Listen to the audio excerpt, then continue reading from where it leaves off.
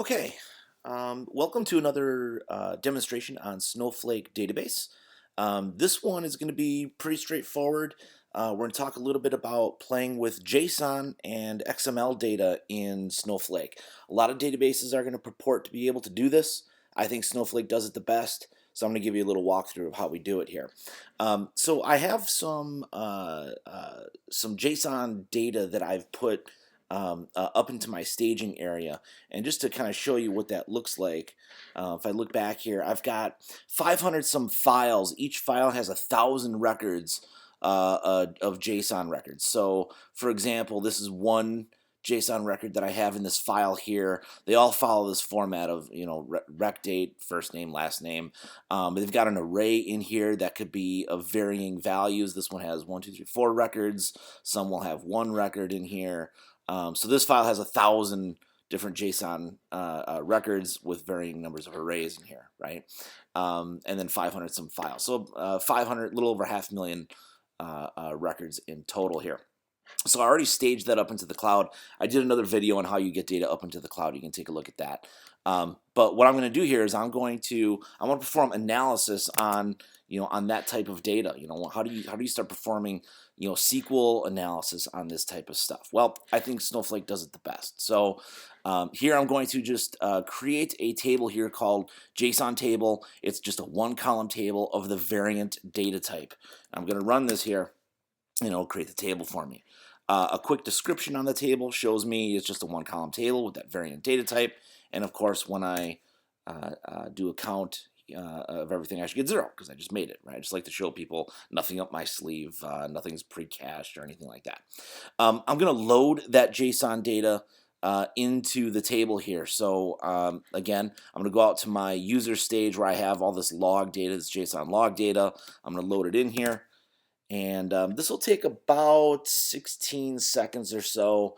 Again, I'm using the smallest cluster that we have, which is just an extra small cluster here, a one node cluster that's going to load about 500,000 records worth of data right now.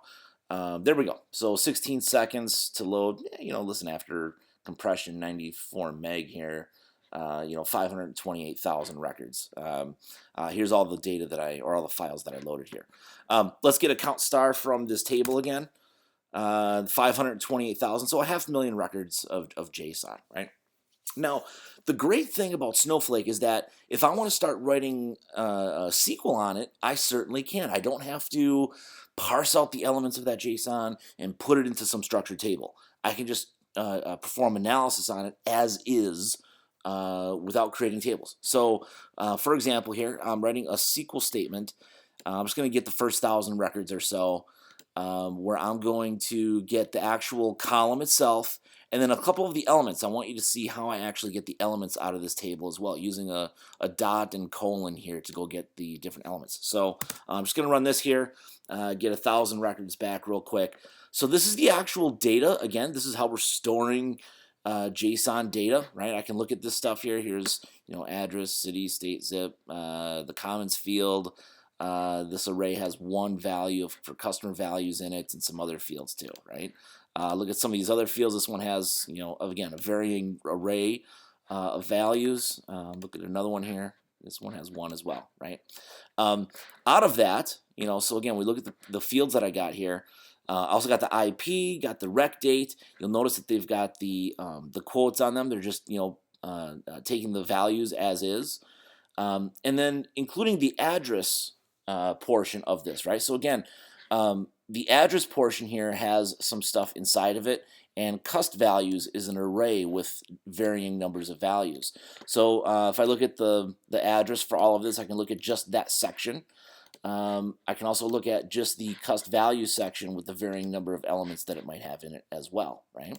So very easy to get that data. Now, I'm going to do another example here where I do a little bit more to the data to start extracting out more stuff into a structure, right? So here I'm actually using a dot notation with an address to go get the city, the state, the street address, the zip. I'm also casting these out into types, which will eliminate these quotes, these double quotes that we have around the values, and I'm aliasing out the column names as well here, right? Um, so I'm even taking the timestamp here for rec date. So let me just run this, get 1,000 records back. Here it is. Again, I'm writing this against JSON data, as is how it's being stored natively, right? Comes back with a nice structured format here to parse out all the elements. Now, one of the things that happens is when you start looking at JSON data, you get those arrays. They could be of varying length. And what we've done is we've extended the SQL language to have a flatten function here. And that's what I'm doing. So on those cust values arrays, I'm actually flattening it out. So instead of a row, if it's got 4 values, it's 4 rows. If it's got 2 values, it would be 2 rows. Aliasing that out as list. And then I'm just saying, hey, show me everything. So this will show me how Snowflake's kind of looking at the data in here. So if I do that, I can see now, this first record has, if I look at this here, it just has one record, the 3.2, right? The next record has 1, 2, 3, 4, 5 elements in it here. So the 1.9, 3.3, 1.7, these should be rows. The next few rows should be this stuff now, right? So 0, 1, 2, 3, 4, and I see that here, 0, 1, 2, 3, 4, all of the elements that are in there. So this is how we flatten out those arrays using that flatten function. So here's where I'm using that flatten function again, but I'm actually just getting the values here. So give me the customer values, that array as is, but then give me the first name, the last name, and then just the actual cust value that's in there, and I cast it as a float here. So let me run this. So here we are, right? And we flatten things out here. So it looks like 1, 2, 3, 4 here. This one should have 4 elements. There it is, 1, 2, 3, 4, right? For this person.